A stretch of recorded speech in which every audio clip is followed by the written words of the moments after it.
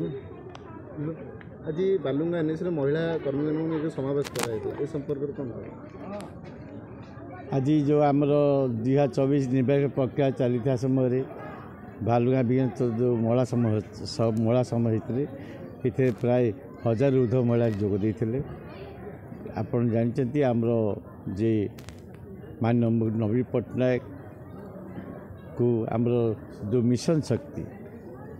माध्यम आज माननीय मुख्य नवीन प्राय 5 थर आज 6ठ थर मुख्यमंत्री हो जाती केवल महिला महिला माने जो प्रिय मुख्यमंत्री जो भाई मिशन शक्ति करके जो भाई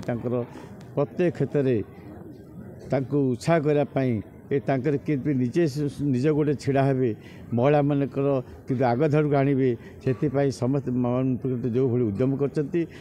महिला माने माननीय नवीन पट्टनायक प्रति बहुत अच्छा आगामी जो 6ठ थर मुख्यमंत्री करने महिला मान शक्ति देती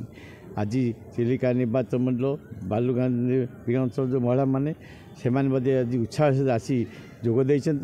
आम विधायक मु तो से नुआ नुह मो विषय समझ जेहेतु ये माटर पुओ ये बालुगा अंचल जन्म तेणु समस्ते मत मो विषय जानते तेणु आज आम प्रिय जो संसद प्रार्थी अरूप पट्टनायक सी जड़े समाजसेवी तेणु उभय को शंख चिन्ह मोहर मारी आगामी मे 25 तारिख जोड़ी शंकर मोहर जयजुत करने आज महिला मानकर